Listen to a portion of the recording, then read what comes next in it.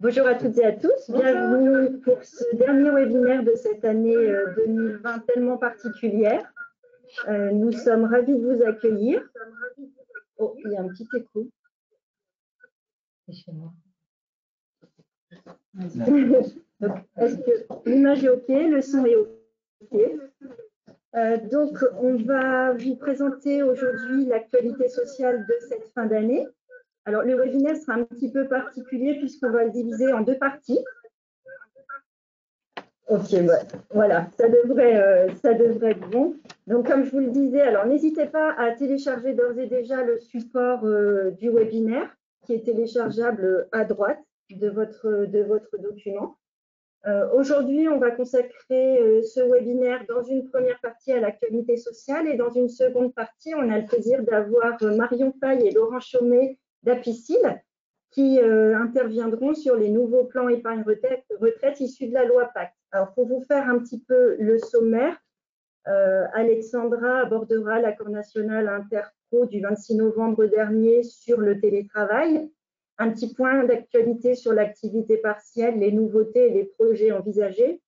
Je vous parlerai de la loi qui proroge l'état d'urgence sanitaire et des ordonnances Covid qui ont été prises sur la base de cette loi, un petit point d'actualité de branche et une dernière jurisprudence avant de laisser la parole à Apicil. Alors, compte tenu de la longueur un petit peu exceptionnelle de ce webinaire, on ne prendra pas les questions. Par contre, n'hésitez pas à les indiquer directement dans le chat et on vous fera des réponses par mail comme on peut le faire d'habitude. On va donc d'ores et déjà commencer à vous parler effectivement de l'accord national interprofessionnel. Donc cet accord a fait l'objet de longues discussions, hein. Il y a eu beaucoup de réunions de négociation au cours du mois de novembre et les parties sont tombées d'accord. Donc l'accord a été ouvert à la signature le 26 novembre dernier. Il est ouvert à la signature jusqu'au 23 décembre prochain. Il est d'ores et déjà signé par la CFDT, la CFTC et EFO. La CGT a indiqué qu'elle ne le signerait pas et normalement la CFE-CGC devrait également le signer mais rendra sa décision le 14 décembre prochain. Donc cette année, il vient s'ajouter au corpus de règles déjà existantes. Alors bien évidemment le Code du travail, hein, notamment avec les dernières modifications des ordonnances Macron, et l'accord national interprofessionnel sur le télétravail de 2005, donc, qui date un petit peu, mais qui n'est pas supprimé hein, par l'ANI de 2020, puisque ce dernier ANI vient le compléter. L'objectif clairement du MEDEF depuis le début des négociations, c'était de faire un ANI ni normatif ni prescriptif. C'est réussi, dans le sens où effectivement ce nouvel ANI vous impose auxquelles nouvelles contraintes, clairement, vis-à-vis du télétravail. Alors attention, hein, ça ne veut pas dire que l'ANI ne s'impose pas, bien évidemment qu'il sera opposable à toutes les entreprises qui relèvent de son champ d'application, mais il ne crée pas non plus de grosses nouvelles obligations vis-à-vis du télétravail.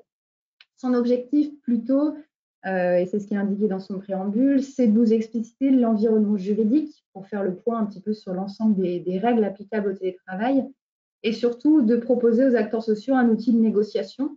Vous verrez que l'ANI prône le dialogue social dans la mise en œuvre du télétravail et donc ce texte se veut effectivement une aide pour les entreprises pour une mise en œuvre réussie du télétravail puisque c'est d'ailleurs son intitulé. Il est découpé en 8 parties et du coup, on va reprendre ces 8 parties, alors un peu plus succinctement, pour vous faire effectivement la présentation des dispositions. Le premier point, c'est le préambule qui reprend clairement la définition du télétravail. Donc là, pas de nouveauté, hein, c'est la définition qui était déjà prescrite par le Code du travail depuis les ordonnances Macron. Donc le télétravail, hein, toute forme d'organisation du travail dans laquelle un travail qui aurait également pu être exécuté dans les locaux de l'employeur est effectué par un salarié hors de ses locaux, de façon volontaire et en utilisant les technologies de l'information et de la communication. Le seul apport de l'ANI, c'est plutôt de donner des exemples pratiques, on va dire, du lieu où le télétravail peut s'exercer, à savoir le lieu d'habitation, bien évidemment, mais également des espaces de coworking. L'ANI, directement dans son préambule, rappelle bien que les modalités précises de mise en œuvre du télétravail, elles doivent être définies dans l'entreprise, dans le cadre des prescriptions légales et des différents ANI, mais c'est vraiment au niveau de l'entreprise que le télétravail doit être décliné pour être le plus près finalement de vos adaptations, de vos organisations. La première partie, elle vise le télétravail global, on va dire, dans sa mise en œuvre en entreprise. L'objectif de l'ANI, c'est de rappeler aux entreprises que pour mettre en œuvre ce télétravail de manière réfléchie, il faut justement réfléchir en amont aux conditions de cette mise en œuvre. Et effectivement, l'ANI préconise aux entreprises de tirer des enseignements de la période de confinement que l'on vient de vivre, puisque pendant cette période, vous avez tous globalement été soumis à une mise en œuvre un peu contrainte et forcée de ce télétravail. Et donc, il faut tirer les enseignements de cette période en faisant des retours d'expérience avec des diagnostics partagés pour pouvoir effectivement identifier les points positifs et les points négatifs de ce télétravail. Il ne faut pas hésiter à associer les IRP à ce travail pour assurer un suivi, pour favoriser le dialogue social et pour pouvoir identifier et apporter des solutions aux problèmes que vous pourriez identifier dans le cadre de la mise en œuvre. L'ANI va effectivement mettre en exergue des points de vigilance et c'est surtout en lien avec la préservation de la cohésion sociale. Il conseille aux entreprises de bien s'assurer de la préservation du lien social entre les collaborateurs et notamment en veillant bien à la bonne articulation entre le télétravail, le travail distanciel et le présentiel. Également, il a le souci de veiller à ce que le télétravail ne soit pas créateur de sources de conflits entre ceux qui vont pouvoir bénéficier du télétravail et les autres salariés dont les postes ne le permettent pas. C'est effectivement des points de vigilance que vous avez vous-même d'ailleurs pu aborder quand vous avez dû mettre en œuvre le télétravail un peu pendant la période de confinement. À cette fin, l'ANI rappelle qu'il y a des entreprises qui, dans le cadre des accords, ont pu mettre en place des phases d'expérimentation préalables, justement pour vous permettre de tester votre télétravail et potentiellement de corriger, de rectifier ce qui pourrait ne pas fonctionner. L'ANI, par contre, rappelle que le télétravail va être un gros facteur d'attractivité pour les entreprises. Auparavant, c'était RTT, ticket resto, maintenant c'est télétravail, donc il ne faut pas hésiter à le mettre en avant dans vos offres d'emploi. La deuxième partie de l'ANI, elle est consacrée à la mise en place du télétravail. Donc là, on rentre un peu plus dans le contenu légal. On rappelle, ça, il n'y a pas de modification, que le télétravail est mis en place en priorité par accord d'entreprise, à défaut dans le cas d'une charte. Et on rappelle également qu'en absence d'accord ou de charte, le télétravail reste possible par accord entre le salarié et l'employeur, donc des accords de gré à gré. La seule exception à ces principes, c'est le cas des circonstances exceptionnelles de la force majeure, ce qu'on vient de vivre avec la pandémie, où dans ce cadre-là, le télétravail va relever du pouvoir de direction de l'entreprise et sera considéré comme un simple aménagement de poste, et donc du coup imposé aux salariés. Le point névralgique de vos accords ou de vos chartes, c'est l'identification des postes télétravaillables. L'ANI rappelle que cette identification en amont, elle va vraiment faciliter la mise en œuvre du télétravail, déjà générer beaucoup moins de sources de conflits entre l'articulation et puis les arbitrages qu'on peut avoir entre les différentes demandes. Si l'ANI ne rend pas la négociation obligatoire sur ce point, il vous encourage vivement à avoir recours au dialogue social avec vos représentants du personnel pour déterminer la liste des postes éligibles.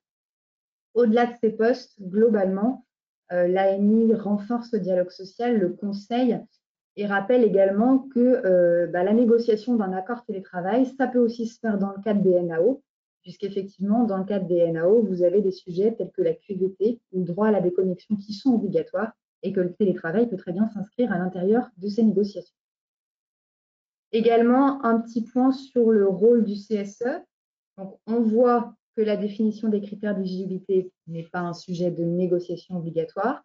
Par contre, l'ANI rappelle que dans le cadre des missions habituelles, le CSE, il doit être consulté dans le cadre de tout ce qui est impact d'organisation de travail sur la marge générale de l'entreprise et sur les conditions de travail. Donc concrètement, plusieurs possibilités. Soit vous avez un accord d'entreprise avec un vrai dialogue social et du coup, la liste des postes va être définie dans le cadre de cet accord. Soit vous passez par une charte et dans ce cas-là, vous serez obligé finalement de consulter votre CSE et la liste des postes éligibles va faire également l'objet de cette consultation.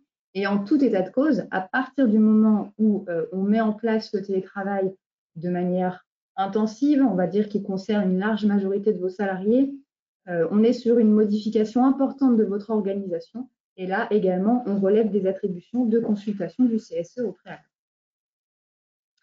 Également, sur la mise en place du télétravail, l'ANI rappelle l'obligation de double volontariat. Pour rappel, On ne peut pas imposer le télétravail aux salariés, sauf exception aux circonstances exceptionnelles. Mais à l'inverse, un salarié ne peut pas vous imposer le télétravail. Qu'est-ce qui se passe si on est d'accord? Comment on formalise l'accord entre l'employeur et le salarié? Là-dessus, l'ANI reprend clairement le Code du travail en rappelant que l'avenant au contrat de travail n'est pas obligatoire. Donc ça, c'est une confirmation des dispositions légales actuelles et c'est une annulation des dispositions de l'ANI de 2005 qui, lui, prévoyait l'avenant. Ça fait longtemps d'ailleurs qu'on n'appliquait plus vraiment l'ANI de 2005 sur ce point-là. Alors, si par contre l'ANI nous dit que l'avenant n'est pas obligatoire, il rappelle que c'est utile, puisque ça constitue un moyen de preuve, et en tout état de cause, l'ANI prévoit que de toute façon, vous devrez informer par écrit les salariés sur les conditions de mobilisation et de mise en œuvre du télétravail si vous n'avez pas d'accord collectif ou si vous n'avez pas de charte. Donc ça, c'est une nouvelle obligation, cette information par écrit. Alors certes, pas d'avenant, enfin, il faudrait quand même bien un écrit quand même pour répondre à cette obligation. Sur le contenu de l'information, l'ANI donne un certain nombre d'exemples de thèmes que vous pouvez intégrer dans cette information. Le contenu n'est pas obligatoire, hein, c'est vraiment mentionné à titre indicatif. Donc voilà, par exemple, le cadre collectif, le suivi de la charge de travail, l'articulation télétravail présentiel. Vous avez toute une liste d'informations à titre indicatif que vous pouvez reprendre. On a dit effectivement que l'ANI rappelait le double volontariat. Du coup, effectivement, il se positionne également sur la possibilité de refuser le télétravail dans l'entreprise. Et là encore, on a clairement une reprise des dispositions légales. Aujourd'hui, vous avez plusieurs situations différentes qui peuvent se présenter. Soit vous avez un accord d'entreprise ou une charte qui fixe les postes éligibles. Si vous avez un salarié qui figure parmi ces postes éligibles et qui vous demande à accéder au télétravail, si vous refusez, vous devez motiver votre refus par écrit. Ça, c'est ce que prévoit déjà la loi. Si vous avez un salarié travailleur handicapé ou un salarié proche aidant qui vous demande à accéder au télétravail, là encore, la loi prévoit que vous devez motiver votre refus. Dans tous les autres cas, vous n'avez pas d'obligation de motiver votre refus. C'est ce que précise également l'ANI et rappelle. Par contre, l'ANI va un petit peu plus loin sans que ce soit obligatoire, mais vous invite quand même à justifier votre refus. L'ANI revient également sur les périodes d'adaptation et les périodes de réversibilité qui avaient été introduites par l'accord national de 2005. Alors, pour faire un rappel sur ces deux typologies, vous avez la période d'adaptation, c'est la période test au début du passage en télétravail qui dure généralement 2-3 mois, au cours de laquelle employeurs et salariés peuvent décider de mettre fin au télétravail. Ça reste. Par contre, on a une précision sur quel poste mon salarié retrouve si jamais on met fin au télétravail. L'ANI de 2020 dit clairement que le salarié doit retrouver son poste dans l'entreprise et pas seulement un poste qui correspond à sa qualification. Donc, il a un vrai droit de retour à son emploi qui, dans le cadre de la période d'adaptation, ne devrait pas poser trop de problèmes puisque généralement, elle est assez courte. La période de réversibilité, c'est une fois que ma période d'adaptation est terminée, dans mon accord ou dans ma charte, je dois définir les modalités pour revenir en arrière, permettre un retour en entreprise. Donc, les conditions, elles doivent toujours être prévues. Par contre, ça va être les conséquences qui sont précisées dans l'ANI.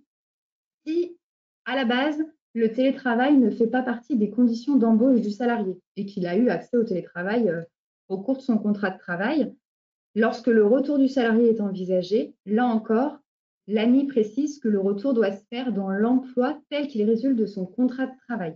Donc clairement, l'ANI va assurer au salarié un retour sur son poste de travail et pas sur un poste équivalent. Là, on va un peu plus loin que ce que prévoit la loi ou ce que prévoyait l'ANI de 2005.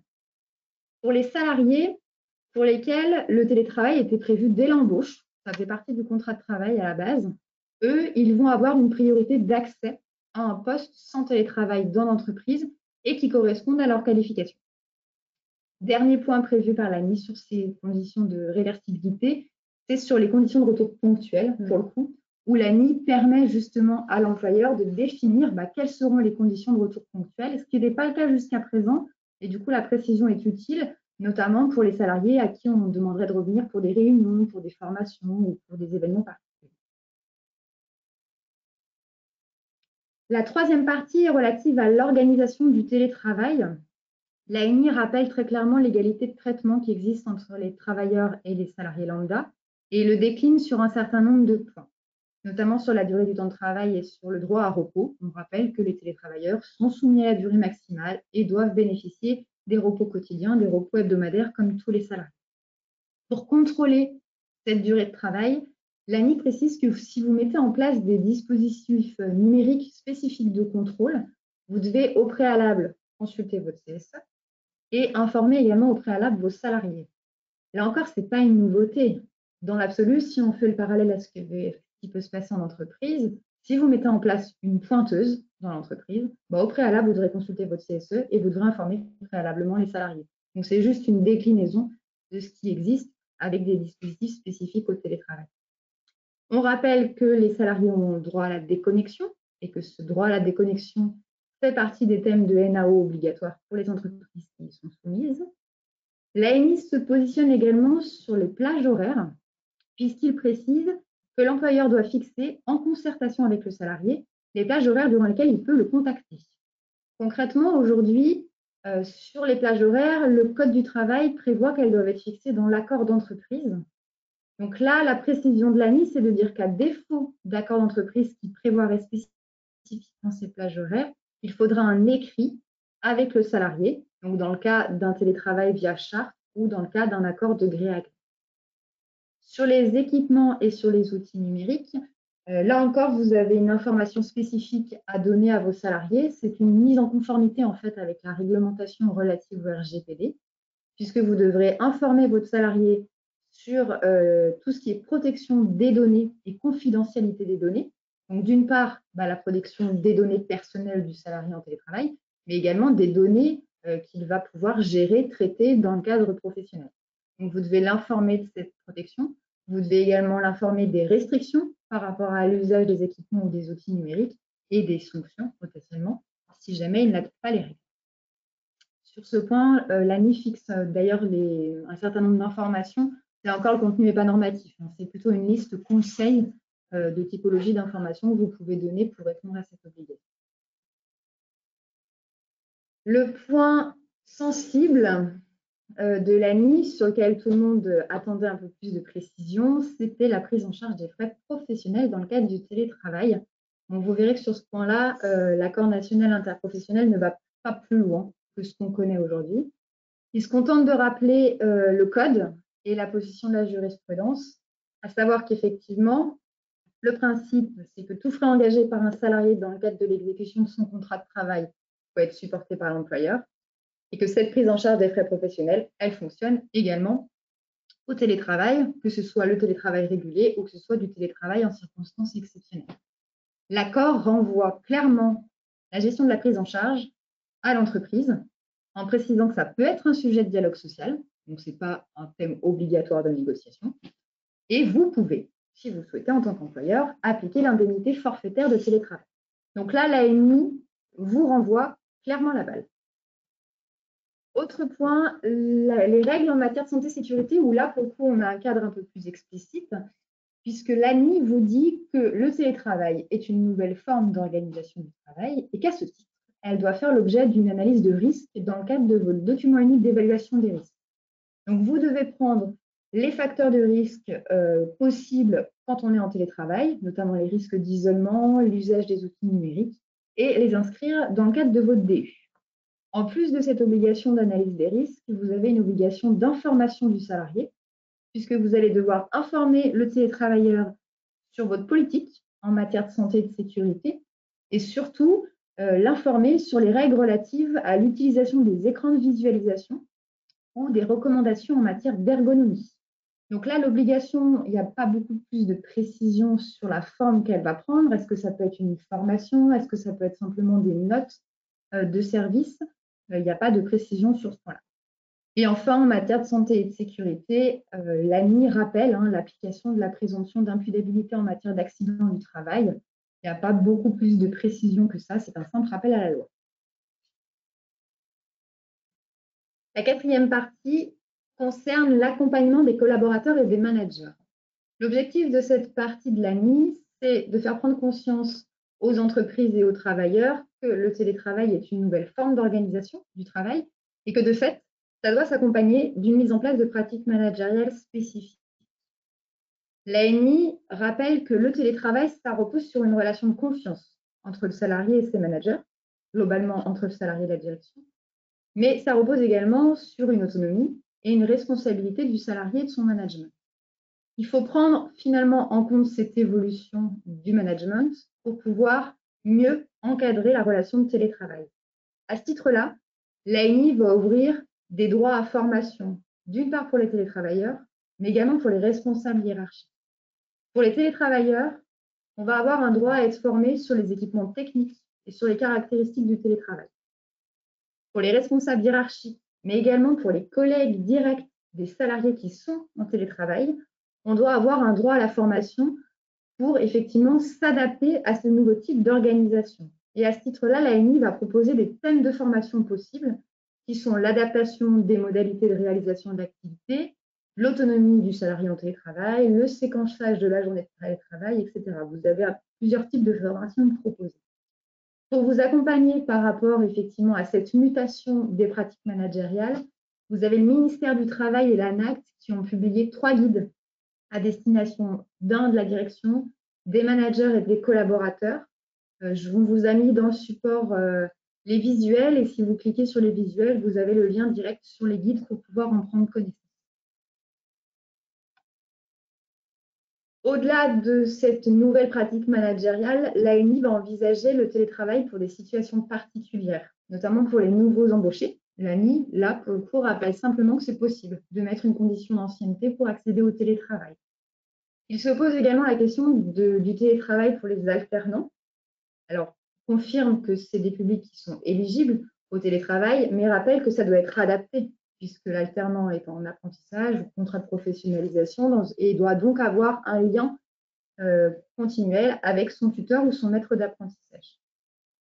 Également, il va viser des catégories de salariés particuliers, les salariés en situation de handicap, les salariés qui peuvent présenter des problèmes de santé ou qui sont atteints d'une maladie chronique, évolutive ou invalidante, ou encore les aidants familiaux. Pour ces 3 typologies différentes, l'ANI rappelle que le télétravail, ça peut être utilisé à la fois comme un outil de prévention pour la désinsertion des salariés sur ces postes, mais également un outil d'aide au maintien dans l'emploi. Finalement, pour ces typologies de personnes, le télétravail, ça peut effectivement leur permettre de rester dans leur emploi lorsque les conditions de travail deviennent difficiles. Bien évidemment, c'est une organisation qui va être adaptée en lien avec le service de santé au travail. Et l'ANI rappelle également que vous pouvez avoir des financements de l'AGEFIP sur ce type de dispositif. Pour ces personnes particulières, il y a un rôle effectivement qui est également donné aux managers, puisqu'on va demander aux managers de leur porter une attention particulière. Alors l'ANI ne va pas plus loin, on ne sait pas ce que ça veut réellement dire, l'attention particulière, mais là encore, ça pourrait vouloir dire des formations spécifiques pour prendre en compte ces spécificités. Le dernier public visé, c'est les salariés en situation de fragilité, pour lesquels on va vous dire qu'il est utile de mettre à disposition, et notamment des télétravailleurs, des contacts pertinents comme des numéros verts, des contacts d'urgence. Pour les salariés qui pourraient être exposés à des risques de violence familiale, des risques d'addiction. Alors là, concrètement, c'est un peu compliqué à appréhender pour vous en tant qu'employeur, parce que vous n'avez pas un fichier listé des personnes qui peuvent être concernées par ces problématiques. Mais ça peut être effectivement, ça peut faire partie de l'information globale que vous donnez aux télétravailleurs. La 5e partie et la 6e partie, on va aller un petit peu plus rapidement. La 5e partie, c'est lié à la préservation de la relation de travail. L'ANI, depuis le début, comme je vous dis, se pose vraiment la question de la conservation du lien social et de la prévention de l'isolement des télétravailleurs. Et à ce titre-là, l'ANI indique que les entreprises devraient mettre en place des dispositifs ad hoc pour permettre effectivement le maintien du lien social. Alors, il donne des exemples, ça peut être des temps de travail collectifs maintenus, ça peut être de transmettre les coordonnées du service RH, du service de santé en entreprise, et également de créer finalement un espèce de droit d'alerte pour que les télétravailleurs puissent avertir leur manager en cas de sentiment d'isolement, afin effectivement de pouvoir trouver des solutions. Vis-à-vis du dialogue social, l'ANI explique qu'avec cette mise en place du télétravail régulier ou circonstances exceptionnelles, il faut également anticiper les modalités de continuité du dialogue social et qu'il serait bon de prévoir dans votre accord d'entreprise ou de votre charte des modalités de fonctionnement spécifiques, notamment tout ce qui est en lien avec les outils de visioconférence. La dernière partie de cette année, c'est justement la mise en œuvre du télétravail en cas de circonstances exceptionnelles ou de force majeure. Concrètement, dès lors que l'on sera dans une de ces situations, on l'a vu, il n'y a plus de conditions de double volontariat, vous allez pouvoir l'imposer dans le cadre de votre pouvoir de direction.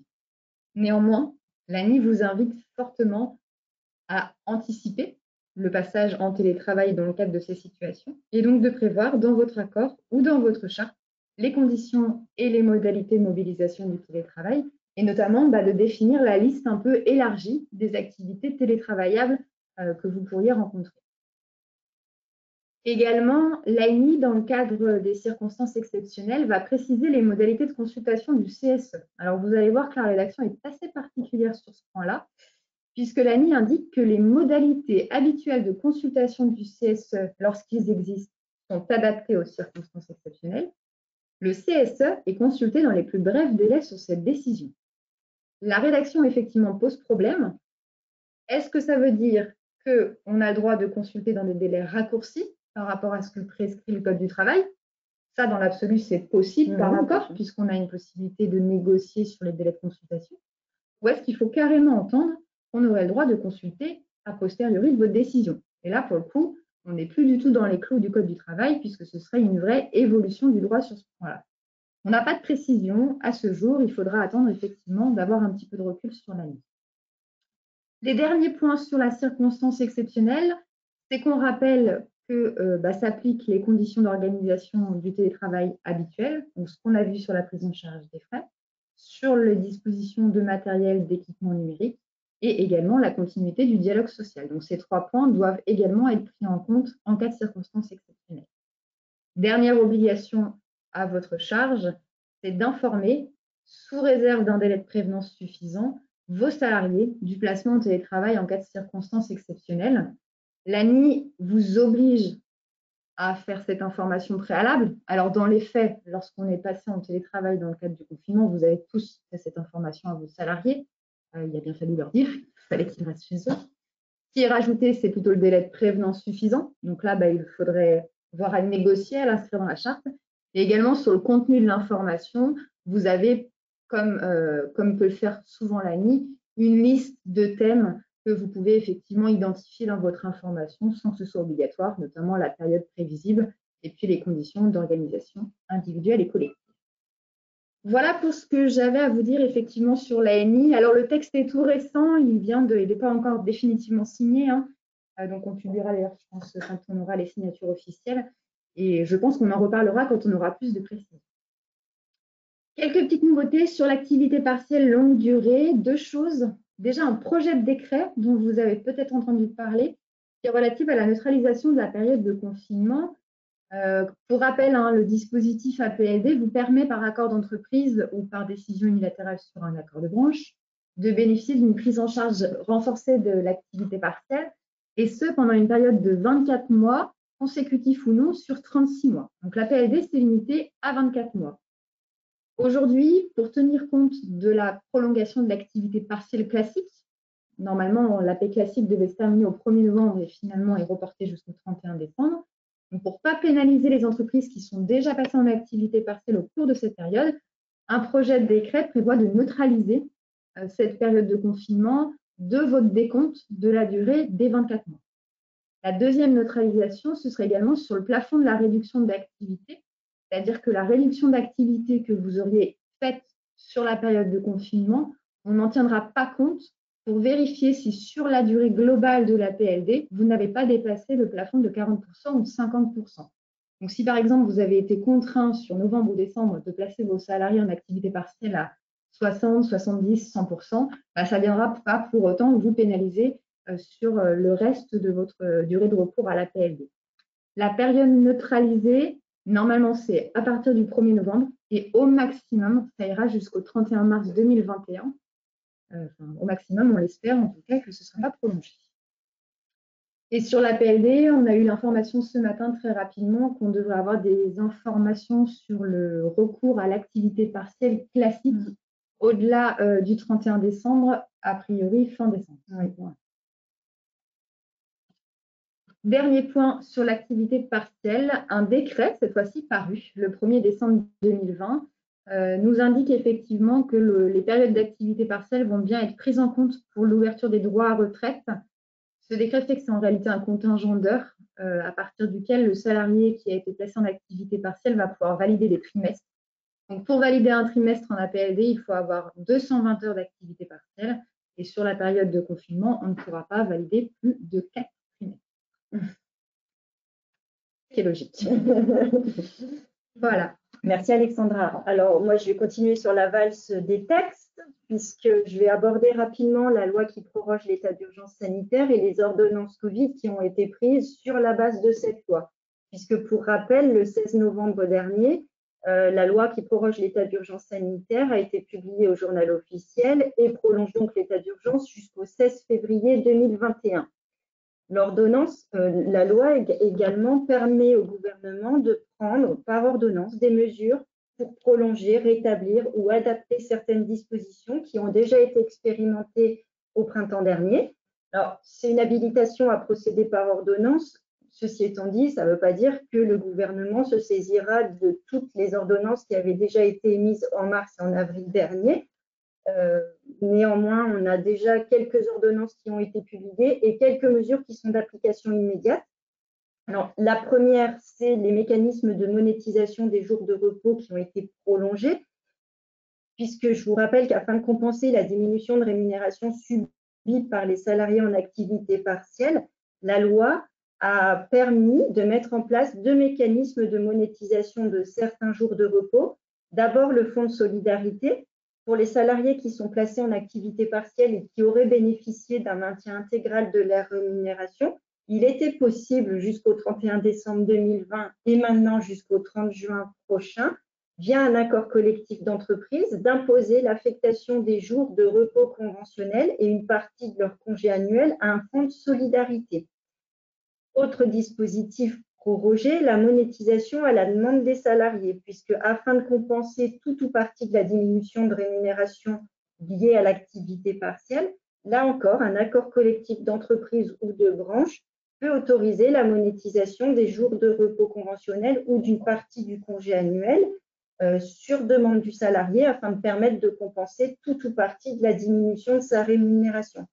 Alors, c'est toujours dans la limite de 5 jours par salarié, c'est prolongé jusqu'au 30 juin 2021.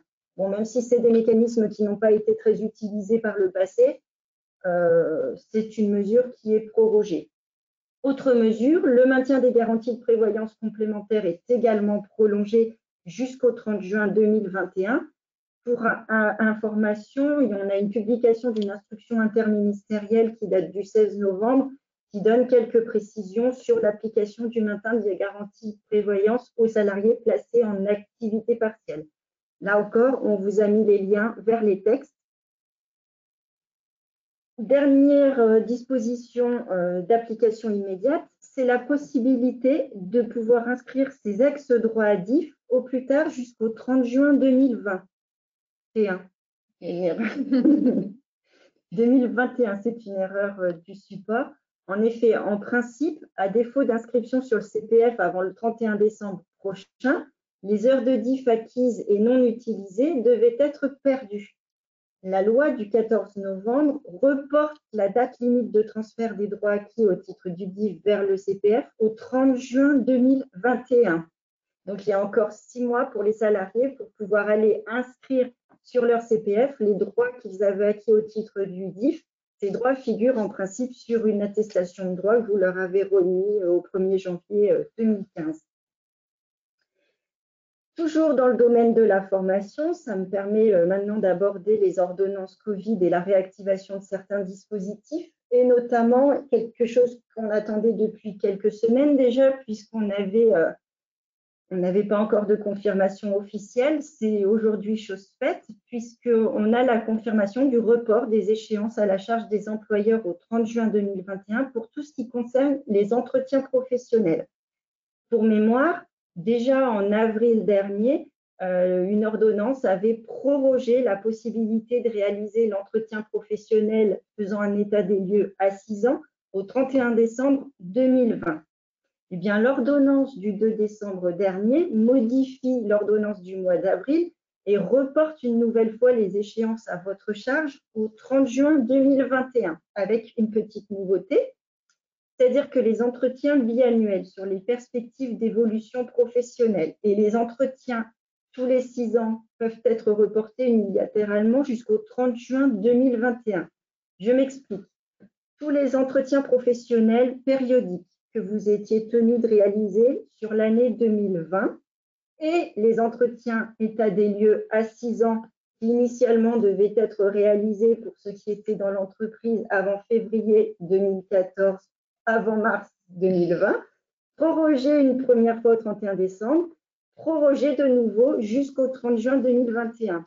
Donc, vous avez la possibilité pour les entretiens périodiques qui auraient dû se dérouler sur cette année 2020 et l'état des lieux à 6 ans, possibilité de le faire jusqu'au 30 juin 2021 prochain. Cette prorogation entraîne également la prolongation du report de la période liée à la sanction, puisque pendant les 6 mois à venir, la sanction liée au non-respect des obligations liées à l'entretien professionnel et par voie de conséquence à l'abondement du CPF à hauteur de 3 000 € par salarié est suspendue pour une durée de 6 mois. De même, pour apprécier l'application de la sanction, le contrôleur se positionnera à la date à laquelle vous avez procédé à l'entretien professionnel état des lieux bilan à 6 ans.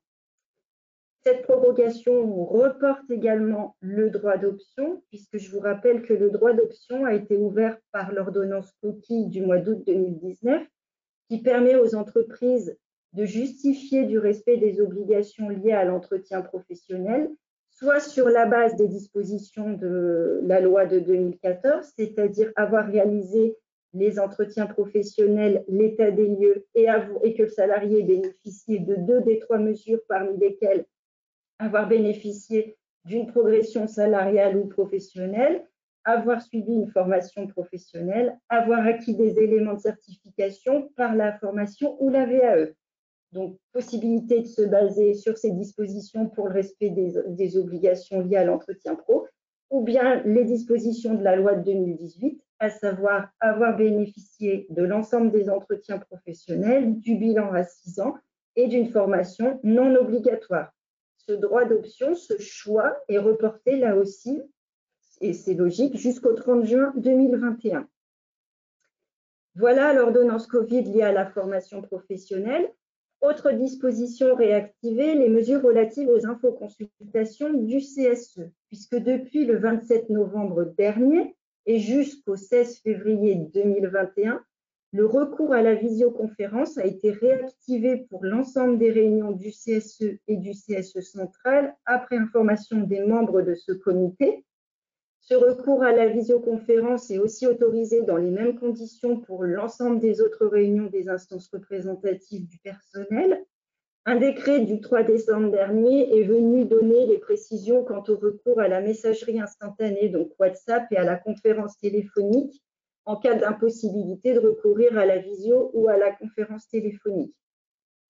La grande nouveauté, c'est la possibilité pour les élus de s'opposer à ce recours à la visioconférence à la majorité des membres de l'instance qui est appelée à siéger, au plus tard 24 heures avant le début de la réunion, lorsque la limite légale des 3 réunions par visioconférence a été dépassée et uniquement pour les procédures d'infoconsultation menées dans des circonstances particulières, dans le cadre d'une procédure de licenciement collectif pour motif économique, dans le cadre de la mise en œuvre des APC, les accords de performance collective, la mise en œuvre des accords qui porteraient rupture conventionnelle collective et la mise en œuvre du dispositif d'APLD.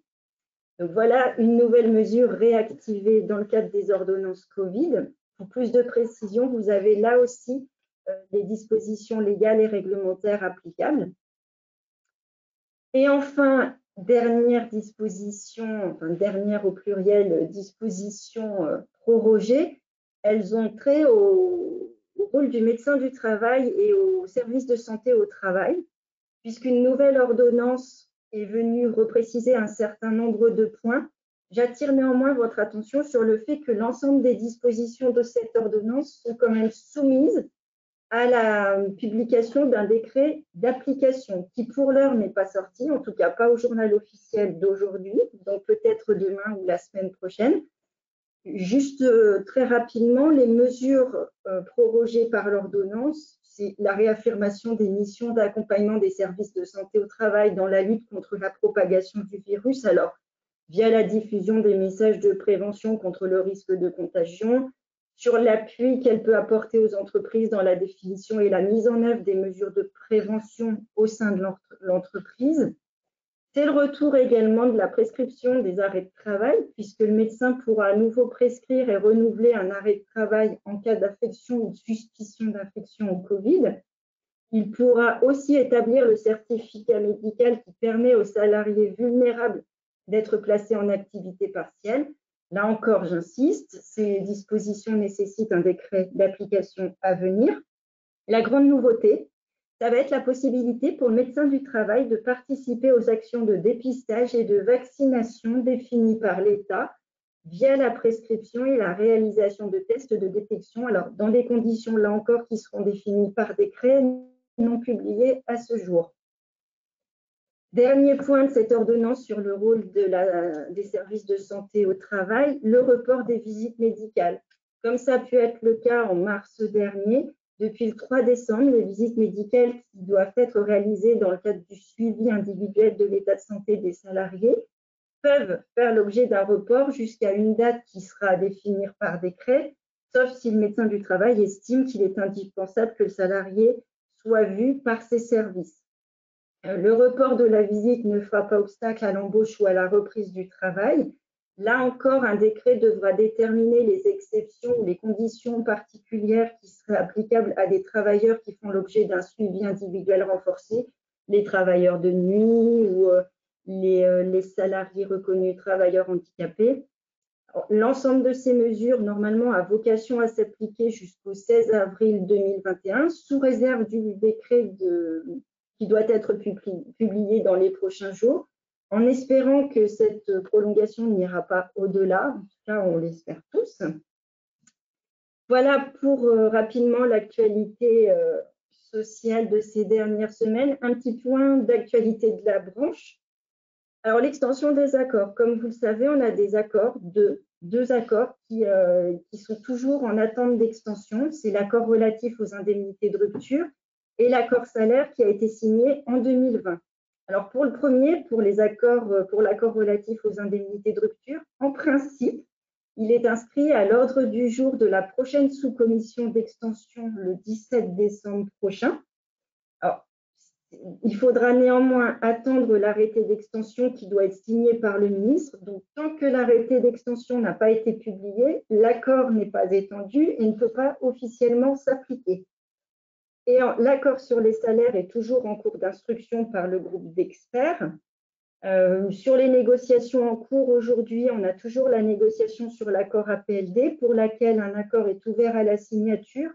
En principe, on saura de manière définitive s'il sera signé ou pas le 18 décembre prochain.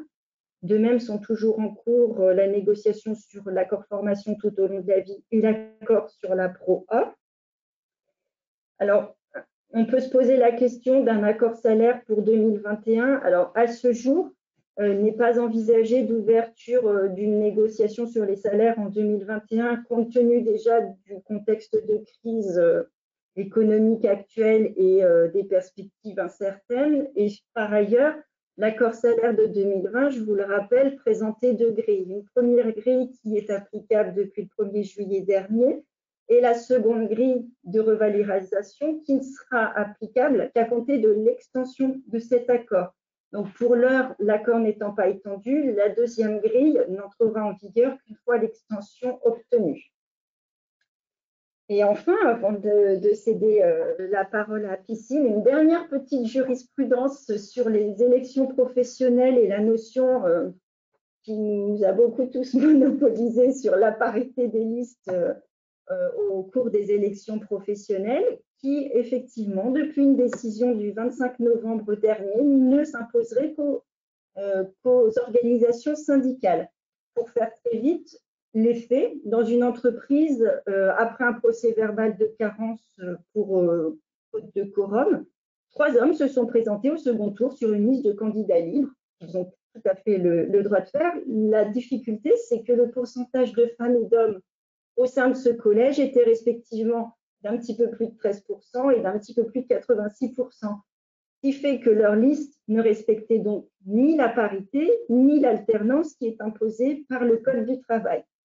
C'est sur ce fondement qu'une organisation syndicale a intenté un recours qui n'a pas abouti puisque le tribunal d'instance a rejeté leur demande et contre toute attente, la Cour de cassation a confirmé le jugement en estimant que l'obligation d'établir des listes de candidatures en prenant en compte le pourcentage d'hommes et de femmes dans le collège concerné ne s'impose qu'aux seules organisations syndicales. Donc voilà le dernier épisode d'un long feuilleton qui probablement ne sera pas terminé.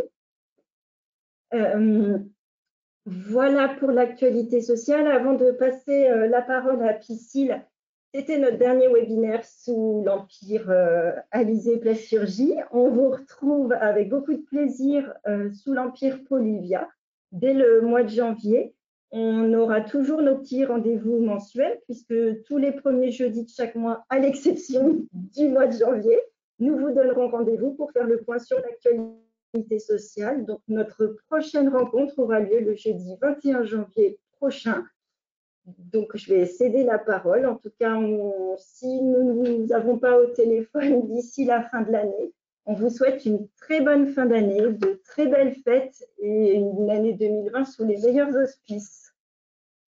Voilà, on laisse à Piscille faire sa présentation.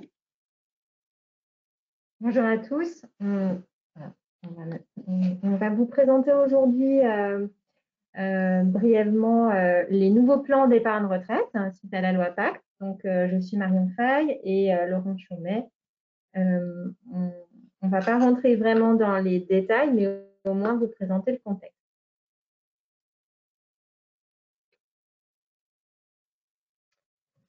Donc, deux parties dans cette présentation. D'une part, le contexte de la retraite en France qui va vous faire comprendre pourquoi cette loi est arrivée, la loi Pacte, et puis brièvement, on vous présentera aussi à quoi ressemblent ces nouveaux plans d'épargne retraite. Donc, la retraite en France, donc quelques chiffres rapides. Alors, même si vous découvrez certainement pas ces éléments-là, parce qu'on en a beaucoup parlé dans l'actualité lors de la réforme des retraites, il y a quelque temps, on a vraiment une anticipation d'un nombre de retraités, de 1 retraité pour 1,2 actifs en 2050. Donc alors qu'en 1970, c'était vraiment dans l'autre sens. Donc, on voit ce déséquilibre nous fait dire qu'il va y avoir besoin de compléter son revenu à la retraite. C'est toujours. Donc, je rappelle la composition de la retraite en France. Donc, en France, on a 3 piliers qui viennent composer la retraite des salariés. D'une part, la base qui est la retraite de la sécurité sociale. Donc, on est là sur un régime obligatoire qui va fonctionner en trimestre. Et à l'issue, au moment du départ en retraite, c'est bien une rente qui sera versée et qui est plafonnée à 50% du PASS, enfin de la moyenne du PASS. Le deuxième niveau de la retraite obligatoire, c'est la rente Agirc-Arrco. Donc là, c'est ce qu'on appelle la retraite complémentaire, également obligatoire, et c'est un régime en points qui viendra s'additionner à la base de sécurité sociale au moment du départ en retraite. Et puis le troisième niveau, donc c'est celui-là dont on va parler là après, c'est le niveau des retraites supplémentaires, où là, la rente n'est plus des points ou de la base en fonction du revenu, mais c'est en fonction de la cotisation et donc de l'effort d'épargne qui a pu être fait pendant tout au long de la vie. Et donc là, on a des dispositifs soit à titre personnel, soit en entreprise pour épargner pour la retraite. Donc la loi Pacte Juste sur la loi Pacte date déjà de 2019, mais elle vient d'entrer en vigueur. C'est la raison pour laquelle c'est important d'en parler maintenant. Merci Marion. Donc effectivement, la loi Pacte a été adoptée le 22 mai 2019 et a donc créé 3 produits d'épargne retraite. Donc le premier produit d'épargne retraite qui est donc destiné donc à tout à chacun, le PERIN, le plan d'épargne retraite individuel, donc qui peut être souscrit par tout un chacun, qui va permettre de constituer une retraite. Et il y a 2 produits d'épargne dédiés donc à l'entreprise. Le premier, ce serait le PERECO, le plan d'épargne retraite collectif, qui va être à destination de l'ensemble des salariés de l'entreprise, et le PEROB, le plan d'épargne retraite obligatoire, qui lui va plutôt être destiné soit à une catégorie de salariés, hein, des cadres, des non-cadres, ou encore à l'ensemble du personnel. Donc l'objectif de cette loi Pacte est de simplifier, harmoniser et rendre attractif l'épargne retraite. Alors simplifier, tout simplement, puisqu'en fait aujourd'hui, grâce à ces produits, l'épargne des titulaires de plan d'épargne retraite va pouvoir suivre le parcours professionnel du salarié. L'harmonisation, eh bien, ça va se traduire par le fait que les 3 produits d'épargne retraite vont être constitués tous de la même façon, avec 3 compartiments qui vont être donc alimentés soit de façon directe en fonction du plan d'épargne retraite, mais aussi ils vont pouvoir recevoir par le jeu de transfert l'épargne qui aura été acquise par le titulaire d'un autre compte, d'un autre plan d'épargne retraite. Et enfin, le rendre attractif, je vais terminer là-dessus, tout simplement puisqu'en fait, la gestion financière va être orientée sur l'économie réelle productive et cela va permettre donc un meilleur rendement tout en ayant une sécurisation de l'épargne à l'approche de l'âge de départ à la retraite. Donc là, ici, vous trouvez un parallèle qui est fait entre les nouveaux plans d'épargne retraite et les anciens produits qui étaient existants et qui sont plus commercialisés aujourd'hui. Donc, on retrouve les plans d'épargne retraite individuels, le PERIN, qui remplace le PERP et les contrats Madelin, notamment, hein, qui étaient à destination des travailleurs non salariés, et les 2 produits collectifs, le PERECO et le PEROB. Donc, le PERECO qui remplace le PERCO et le PEROB qui remplace l'article 83 du Code général des impôts. Donc, comme je vous le disais, ces 3 paires sont constituées exactement de la même façon, donc de 3 compartiments. Le premier compartiment va recevoir les versements volontaires, le second, l'intéressement, la participation, l'abondement et les jours de congés payés, les CET, et enfin, le troisième, les cotisations obligatoires. Donc, en fonction du contrat, eh bien, ces compartiments vont être alimentés de façon différente, soit de façon directe, soit par le jeu de transfert lorsque le titulaire aura acquis une épargne à travers ces compartiments. Sachant que au niveau de la sortie, lors du départ à la retraite, l'ensemble de ces compartiments vont pouvoir donner une sortie en rente viagère ou alors sous la forme de capital, à l'exception du dernier compartiment, du compartiment 3, qui lui ne pourra faire l'objet que d'une sortie en capital, en rente viagère, pardon. L'erreur à ne pas faire. Donc, il y a 6 mesures phares concernant dans cette loi Pacte. Eh bien, on vient juste de l'aborder, c'est le choix en rente ou le choix à la sortie en capital, sauf pour le compartiment 3, hein, j'insiste là-dessus. Un nouveau cas de déblocage anticipé, hein, donc il n'existait qu'un cas de déblocage pour accident de la vie, et un nouveau cas a été créé, celui de la résidence, l'acquisition de la résidence principale, sauf pour le compartiment 3 également. L'introduction du devoir d'information 5 ans avant l'âge légal des départs à la retraite, soit à l'âge de 57 ans. Toujours la déduction des versements volontaires sur l'ensemble des pairs, hein, puisque c'était le cas particulièrement pour les articles 83. Aujourd'hui, sur l'ensemble des pairs, il y aura une déduction fiscale des versements volontaires. La gestion Horizon, qui est donc aussi à destination de l'ensemble de ces 3 produits, avec donc par défaut donc une orientation sur ce profil de gestion et une sécurisation progressive donc à l'approche du départ à la retraite. Et enfin, la réduction du forfait social pour l'entreprise, puisque celui-ci était donc de 20%, et aujourd'hui, il a été diminué donc à 16%, dès lors que les contrats possèdent au moins 10% de titres PME ETI pour le PERECO, pour le PERCO et pour le PEROB.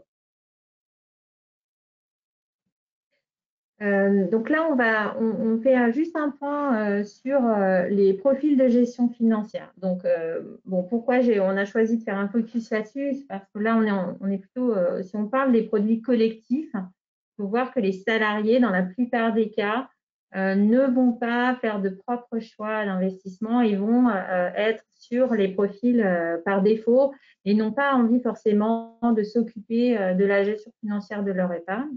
Donc, c'est pour ça qu'il y a 3 grilles de profils de gestion Horizon qui sont à disposition des salariés et des individus, puisqu'on a dit que les 3 paires fonctionnent de la même façon. Donc, il y a 3 grilles de gestion financière, prudent, équilibré et dynamique. Donc, tout ça, c'est aussi normé par la loi. On s'est adapté à ce qui est écrit dans les textes, mais on l'a aussi rendu attractif, parce qu'on a fait le choix des fonds qu'on a mis dans les grilles. Et donc, le principe, c'est une réduction du risque à l'approche de la retraite et donc un petit peu plus de risque quand on est plus jeune, mais aussi plus de performance, parce qu'on ne peut pas avoir de performance sans risque et vice-versa. Donc, voilà l'idée, c'est vraiment un point important puisqu'on voit que tous les contrats qui passent aujourd'hui sur le PEROB, qui se mettent en conformité 83 PEROB, sont plus dynamiques du coup dans la gestion financière et plus intéressants pour les salariés. Donc, on a terminé.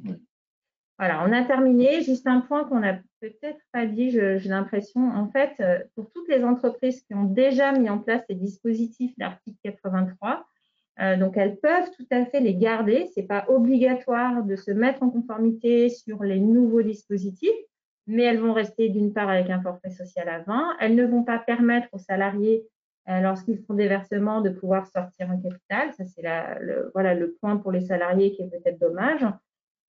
Et surtout, elles ne pourront plus ouvrir de nouveaux contrats. Ces contrats sont fermés, on n'a plus le droit d'ouvrir ce type de contrat. Donc maintenant, c'est vraiment les nouveaux contrats. Et on est à votre disposition pour répondre à vos questions. Vous avez nos coordonnées mail dans la présentation. N'hésitez pas si vous voulez qu'on complète cette information. Merci à vous. On arrive au terme de ce webinaire. On vous remercie encore énormément de votre participation active. Comme on vous l'a promis, on va regarder avec Aurore les questions et vous répondre par mail. Et si du coup, vous aviez des questions effectivement peut-être sur les régimes de retraite, on n'hésitera pas à vous les transmettre pour que Marion-Fay et Laurent Chamet puissent vous répondre. Merci. Je vous remercie. Très bonne fin de journée et à l'année prochaine avec effectivement une très bonne fin de journée. Au revoir. Au revoir. Merci, au revoir.